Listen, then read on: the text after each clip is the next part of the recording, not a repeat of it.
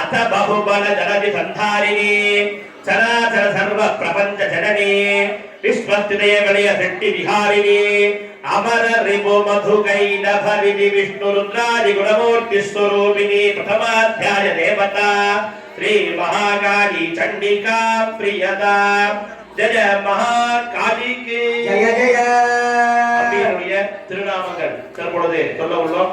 எல்லாரும் அம்பாள சந்தோஷப்படுத்தும் விதமாக ஜெய ஜெயா ஜெய ஜெயான்னு அம்பாளோட திருநாமங்களை சொல்லுங்க கேட்டுக்கொள்கிறோம்.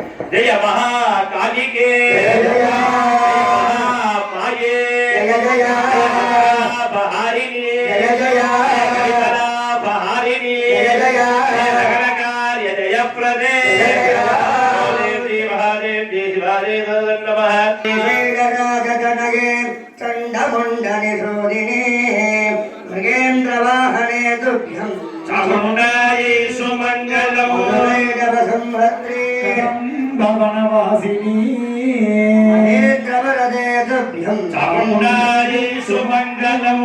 महाकालिचण्डिकायै नमः समतोपचारान् समर्पयामि. महाकालिचण्डिका प्रीतिकरा शक्ति ओम शक्ति ओम शक्ति ओम शक्ति ओम சக்தி ஓம் சக்தி ஓம் சக்தி ஓம் சக்தி ஓம் சக்தி ஓம் சக்தி ஓம் சக்தி ஓம் சக்தி ஓம் சக்தி ஓம் சக்தி கணபதி ராஜை அவனிரு கலை பிடித்திடுவோம் கணபதி ராஜன் அவனிரு கலை பிடித்திடுவோம் குணமுயர்ந்திடவே விடுதலை கொடி மகிழ்ந்திடுவோம் குணமுயர்ந்திடவே விடுதலை கொடி மகிழ்ந்திடுவோம் ஓம் சக்தி ஓம் பராசக்தி ஓம் சக்தி ஓம் சக்தி ஓம் சக்தி ஓம் சக்தி ஓம் சக்தி ஓம் சக்தி ஓம் சக்தி ஓம் சக்தி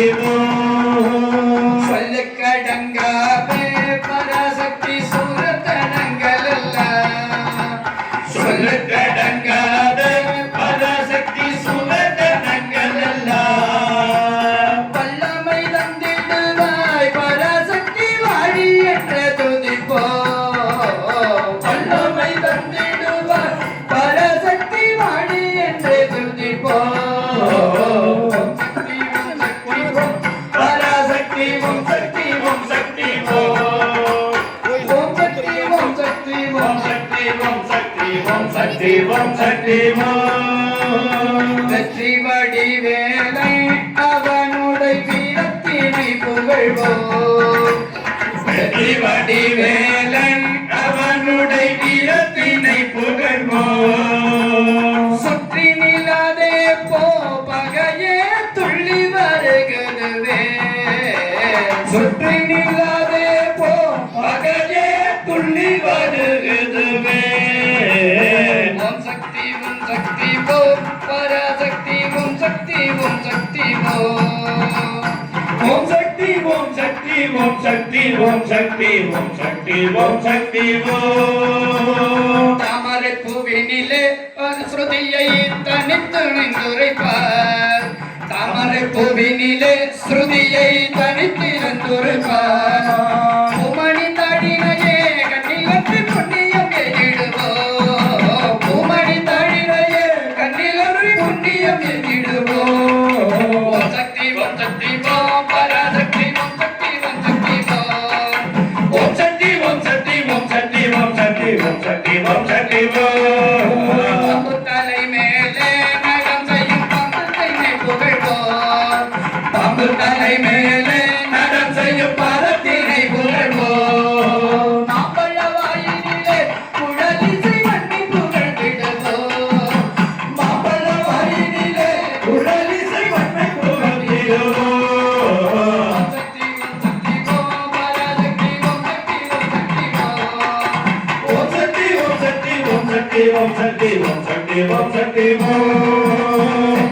ஓம் மகளை திடம் கொண்டு சிந்தனை செய்திடுவோம் செல்வத்திரு மகளை திடம் கொண்டு சிந்தனை செய்திடுவோம் செல்வம் எல்லாம் தருவாய் நமதுள்ள சிக்கன தும்புரவோம் செல்வமெல்லாம் தருவாய் நமதுல சிந்தனை தும்பரவோம் ஓம் சக்தி போ பராசக்தி ஓம் சக்தி போ ஓம் சக்தி ஓம் சக்தி ஓம் சக்தி ஓம் சக்தி ஓம் சக்தி ஓம் சக்தி ஓம் சத்தியத்தை உரைப்போம் சகலரும் ஒற்றுமையாயிருப்போம் சத்தியத்தை உரைப்போம் சகலரும் ஒற்றுமையாயிருப்போம் புத்தமி தாய் உலகே உலகில் போற்றி பணிந்திடுவோம் புத்தமி தாய் உலகே உலகில் போற்றி பறிந்திடுவோம் ஓம் சக்தி போ பராசக்தி ஓம் சக்தி போ ஓம் சக்தி ஓம் சக்தி ஓம் சக்தி ஓம் சக்தி ஓம் சக்தி ஓம் சக்தி ஓம் ஆசை எண்ணம் சேர்த்தே அம்மா நான் ஆழப்புதைந்து விட்டேன் ஆசை எண்ணம் சேர்த்தில் அம்மா நான் ஆழப்புதைந்து விட்டேன் இலங்கைத்தாயே என்னை நீ கை கொடுத்து காப்பாய் இலங்கைத்தாயே இதை நீ கை கொடுத்து காப்பாய் ஓம் சக்தி பராசக்தி ஓம் சக்தி ஓம் சக்தி ஓம் சக்தி ஓம் சக்தி ஓம் சக்தி ஓம் சக்தி ஓம்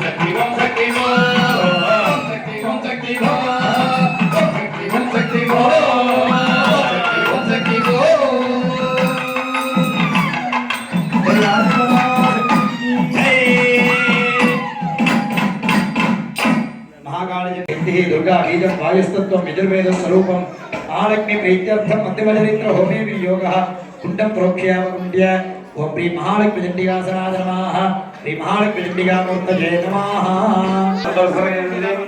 स्ते प्रसन्नानां सैवे सैववृद्धनि महमहां लक्ष्मीं सरोजस्थिता महालक्ष्मी चण्डिकायै नमः यात्वा आवाच्य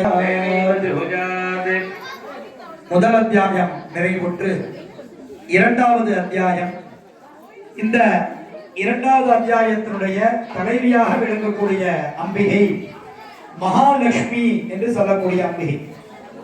சாதாரணமா மகாலட்சுமியை பார்த்தோமையானால் சிவாலயங்களிலே சிவபெருமானுக்கு பின்பாக வாயு பாகத்திலே 2 யானைகள் 2 பக்கங்களும் இருக்கும்.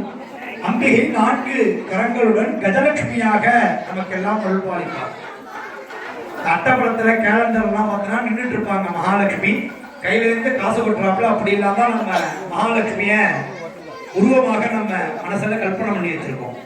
ஆனா இந்த மகாலட்சுமிக்கு பார்த்தோமையானால் 18 கரங்கள், அஷ்டாதசபுஜ மகாலட்சுமி என்று சொல்லக்கூடிய அம்பிகை.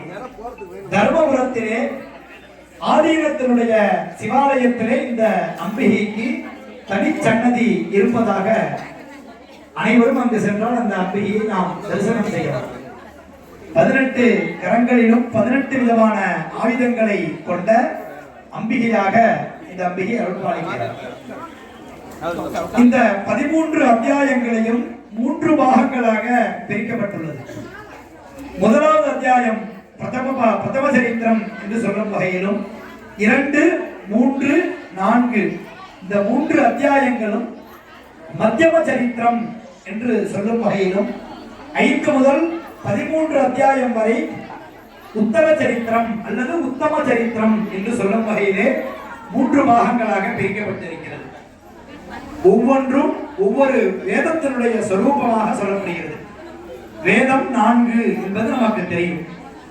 இதிலே முதலாவது அத்தியாயம் ரிக்வேத ஸ்வரூபமாகவும் யஜுர்வேதம் என்று சொல்லக்கூடிய 2, 3, 4 இந்த 3 அத்தியாயங்களும் யஜுர்வேதத்தினுடைய ஸ்வரூபமாக இருக்கக்கூடியது. 5 முதல் 13 வரை இருக்கக்கூடியது சாமவேதம் என்று சொல்லக்கூடிய ஸ்வரூபம். அப்ப இந்த வேதங்கள் எல்லாம் பாராயணம் செய்விக்கப்பட்டு அதை கேட்டால் நமக்கு என்ன ஒரு புண்ணியமோ அந்த புண்ணியத்தை தரவல்லது இந்த தேவி மகாத்மியம் என்று சொல்லக்கூடிய இந்த 700 மந்திரங்கள்.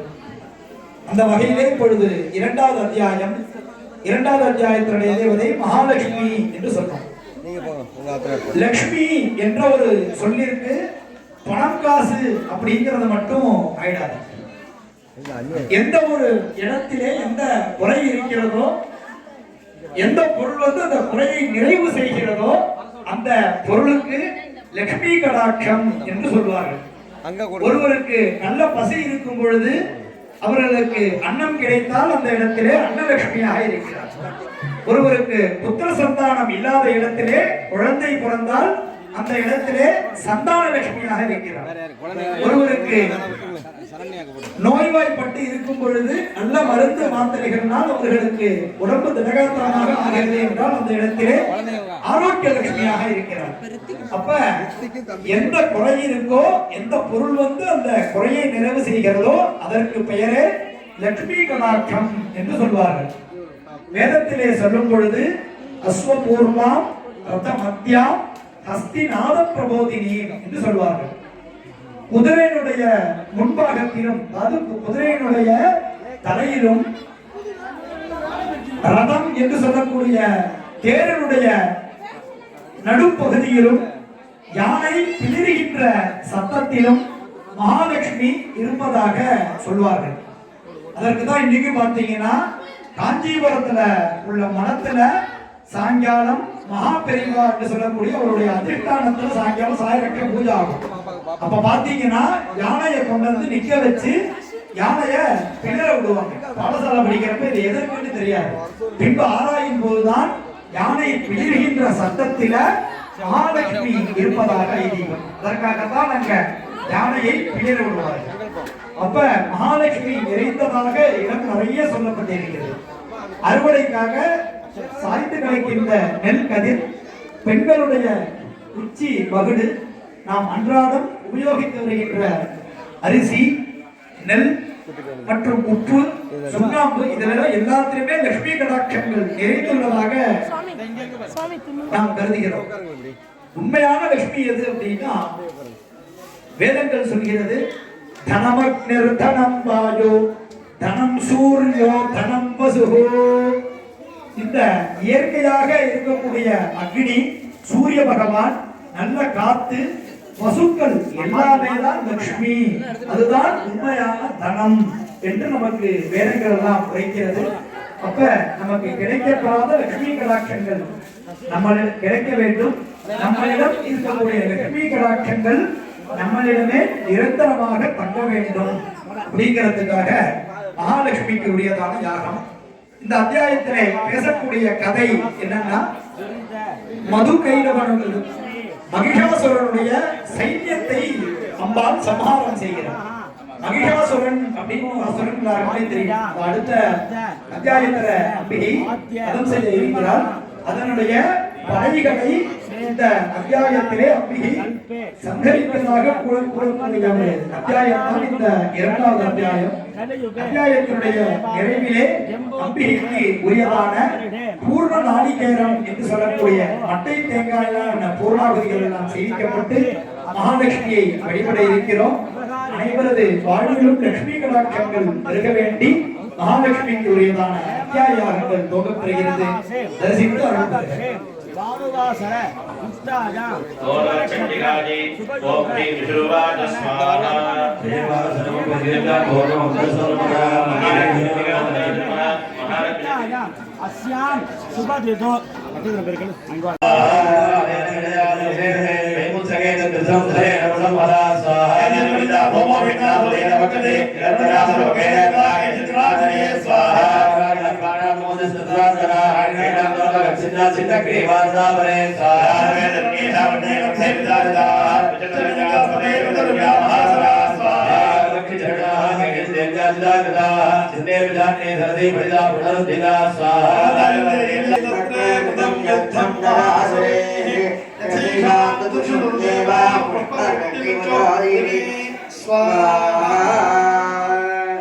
ஜெகதம்பா லட்சுமி கடாட்சங்கள் வேண்டி அருள் பெறுகிறார்.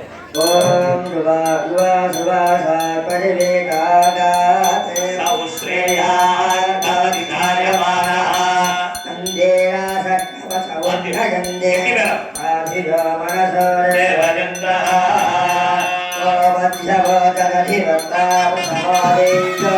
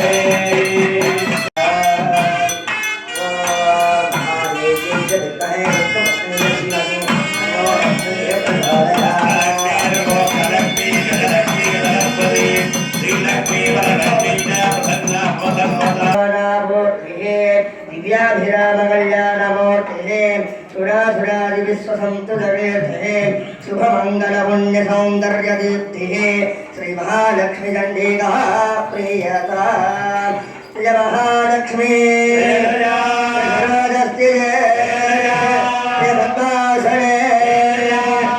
विष्णुवक्षस्थलस्थिते सकलकार्य जयप्रदे महाकाली महालक्ष्मी महावाणी मनोन्मणि योगनिद्रात्मकेतुभ्यं सुमङ्गलो महिष दत्तवेद व्याधिमर्दिने महाभागे शिवे तुभ्यं चामुण्डादे सुमङ्गलो महालक्ष्मी अम्मा परमेश्वरी भुवनेश्वरी अम्मा जगदीश्वरी चक्रवडिवतिल राजेश्वरी श्री चक्रवडिवतिल राजेश्वरी शिवशक्ति रूपतिल परमेश्वरी शिवशक्ति रूपतिल परमेश्वरी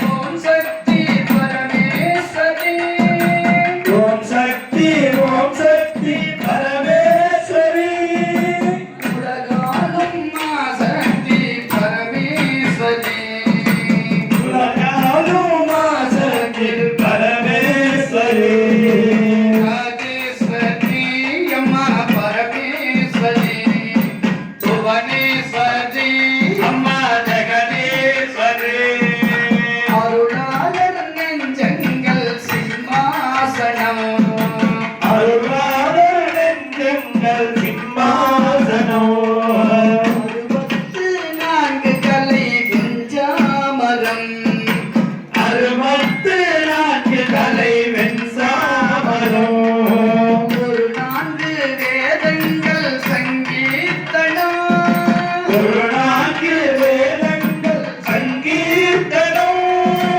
ஓங்காரநாதம் அம்மா உன் தாண்டவம்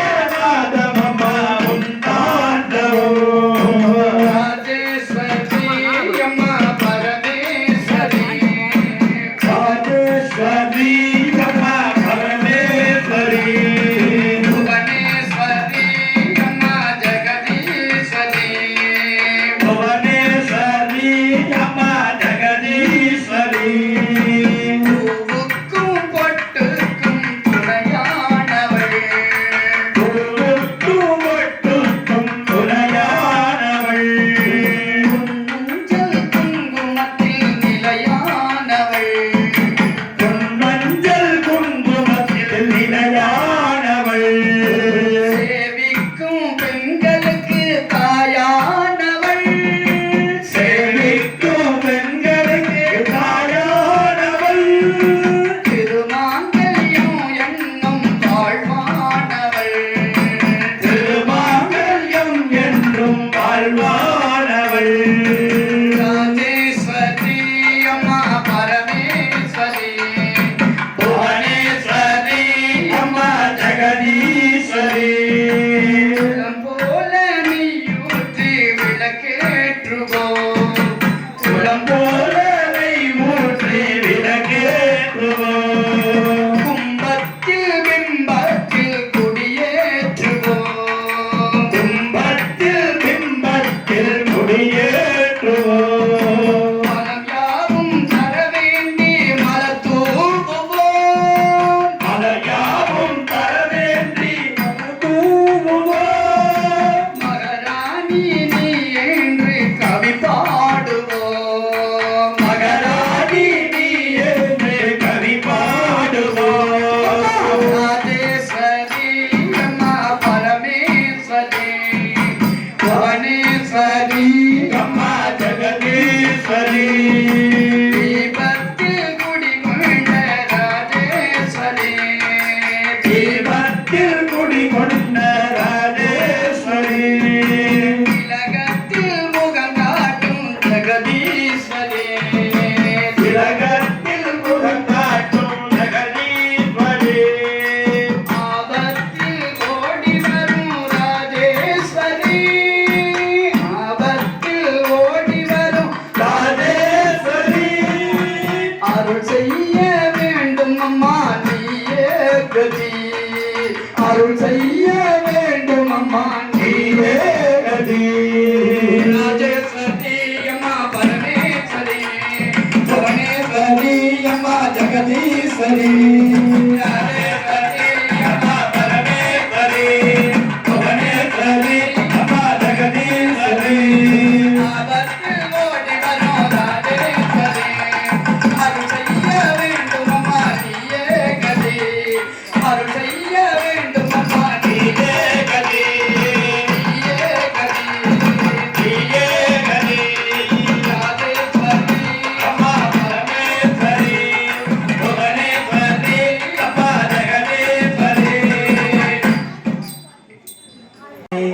तृतीयाध्यायारम्भे प्रोक्ष्यापगुण्य ओम ह्रीं साङ्करी चण्डिकासनाय नमः। ओम ह्रीं साङ्करी चण्डिकाभूतये नमः।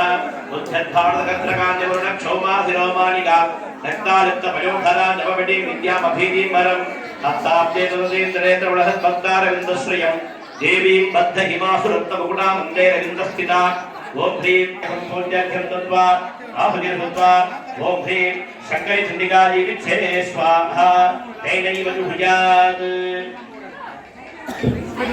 இரண்டு அத்தியாயங்கள் நிறைவுற்று அடுத்ததாக மூன்றாவது அத்தியாயம். இந்த அத்தியாயத்தினுடைய தலைவியாக விளங்கக்கூடிய அம்பிகை சாங்கரி சண்டிகை என்று சொல்லக்கூடிய அம்பிகை. பர்வதராஜனுடைய புத்திரியாக விளங்கக்கூடியவர்களுக்கு இந்த அம்பிகைக்கு எப்படி பார்வதி அப்படின்னு சொல்றோமோ பர்வதின்னு சொல்றது இல்லை, பார்வதின்னு சொல்றோம். அதுபோல சங்கரி என்ற சொல்லை காட்டிலும் சாங்கரி என்று சொல்வதுதான் சாலச் சிறந்தது என்று சொல்வார்கள். அப்பேற்பட்டதான அம்பிகை சம்கரி. சம் என்றால் நல்லது, கரோதி என்றால் செய்வது. நமக்கு நல்லதை மட்டுமே அருளக்கூடிய அம்பிகைக்கு பெயர் சாங்கரி என்று சொல்வார்கள். சங்கரன் அப்படின்னா சிவபெருமான குறிக்கும். சாங்கரி என்ற ஒரு சொல் அம்பிகை பார்வதியை குறிக்கும். அதனாலதான் இந்த அத்தியாயத்திலே சாங்கரி சண்டிகையாக நமக்கு அருள் பாலிக்கிறார். அபிராம பட்டர் சொல்லும் பொழுது நல்லன எல்லாம் தரும் என்று ஒரு வாக்கியத்தை பதிவு செய்கிறார். இந்த நல்லதை மட்டுமே தரக்கூடிய அம்பிகை இந்த சாங்கரி சண்டிகை என்று சொல்லக்கூடிய அம்பிகை. 1000 கிரணங்களோடு உதிக்கக்கூடிய ஒரு சூரியன் எப்படி இருக்குமோ அது போன்றவே மிக பிரகாசமான ஒரு முகத்தை உடைய அம்பிகையாக அத்தியாயத்தினுடைய ரூப தியானம் என்று சொல்லக்கூடிய அம்பிகையினுடைய உருவத்தை வர்ணிக்கக்கூடிய ஸ்லோகமானது சொல்லப்படுகிறது. அர்த்த பத்மாசனம் என்று சொல்லக்கூடிய வகையிலே ஒரு காலை மடித்து மற்றொரு காலை பூமியின் மேல் தொங்கவிட்டு கூடிய ரூபமாக இருக்கக்கூடிய ஒரு அம்பிகை அர்த்த பத்மாசனத்தில் இருக்கக்கூடிய இந்த சாங்கரி சண்டிகை. இந்த அத்தியாயத்திலே மகிஷாசுரனை அம்பிகையானவள் சம்ஹாரம் செய்கிறாள். இந்த மகிஷாசுரன் அப்படின்னாலே நம்ம என்ன நினைச்சிட்டு இருப்போம், மகிஷம் அப்படின்னா எருமை மாட்டிற்கு பெயர் மகிஷம். எல்லா கோயிலையுமே பார்த்தீங்கன்னா துர்கா பரமேஸ்வரிக்கு கீழே அந்த எரும மாட்டினுடைய தலை இருக்கும் பார்த்தீங்கன்னா. அப்ப இந்த மகிஷாசுரனை அம்மன் இந்த அம்பாள் சம்ஹரிச்சதுனால மகிஷாசுர மர்த்தினி என்று சொல்லக்கூடிய ஒரு பெயரும் இந்த அம்பாளுக்கு உண்டு. அப்ப நம்ம என்ன நினைச்சிட்டு இருக்கோம், எரும மாட்டு தலையை உடைய ஒரு அசுரன் போல இருக்கு அப்படின்னு நினைச்சிட்டு இருக்கோம். சித்தாந்தமா பார்த்தோமே ஆனால் எரும மாட்டிற்கு என்னென்ன குணங்கள் எல்லாம் உண்டோ அந்த குணத்தை ஒத்த அசுரனாக இருக்கக்கூடியவன். அதனால தான் அவனுக்கு பெயர் பார்த்தோமையானால் மகிஷாசுரன் அப்படின்னு சொல்லிட்டு. அப்ப ராவணனுக்கு 10 தலை அப்படிங்கிறான். 10 தலையோட ஒரு மனுஷன் இருந்தா எப்படி எல்லா இடத்துக்கும் போறது வருது.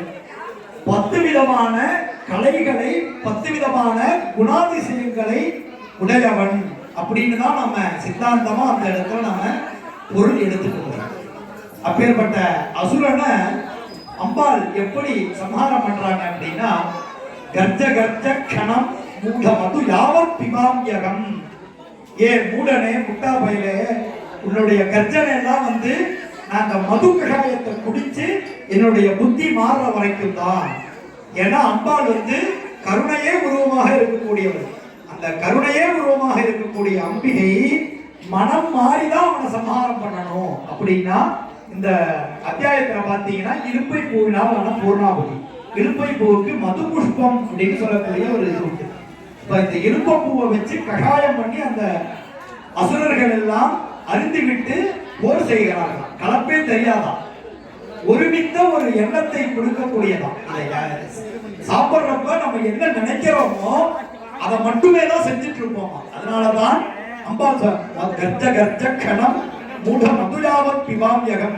இந்த மதுகஷாயத்தை குடிச்சு என்னோட எண்ணம் மாறிடுத்து, நான் உன்னை நான் சம்ஹாரம் பண்ணிடுவேன் அப்படிங்கிறாங்க. அம்பாள் என்ன பண்றாங்கன்னா சிம்மத்திலேருந்து ஏந்து ஒரு காலம் அடிச்சுட்டு தன்னுடைய சூலத்தினால இந்த மகிஷாசுரனுடைய தொண்டையில குத்துவதாக சூலேனேன மதாலயத்து பாதேன ஆக்கிரமிய கண்டேச்ச சூலேனேன மதாலயத்து. அம்பாள் நேரா சம்ஹாரம் எங்க பண்றாங்க, தொண்டையில நம்ம அசுரனை சம்ஹாரம் பண்ணது கூடியதாக கதையை சொல்லக்கூடிய ஒரு அத்தியாயம் இந்த மகிஷாசுர சம்ஹாரமாக இருக்கக்கூடிய 3வது அத்தியாயம். மகிஷாசுரனை சம்ஹரித்து நமக்கு நல்ல எண்ணங்களை நல்லதை மட்டுமே தரக்கூடிய அம்பிகை இந்த சாங்கரி சண்டிகை. அம்பிகைக்கு உரியதான யாகங்கள் துவங்கப்பெறும். நமக்கு வாழ்விலே எல்லாவித நல்லன எல்லாம் தரும் என்ற வாழ்க்கைக்கு நாங்கள் நல்லது மட்டுமே நடக்க வேண்டும் என்பதாக பிரார்த்தித்து நிறைவிலே இருப்பை பெருவினால் பொதுக்குடும்பத்தினால் ஆவதிகள் செய்யப்படும். தரிசித்து அருள் பெறுமாறு கேட்டுக்கொள்ளப்படுகிறது.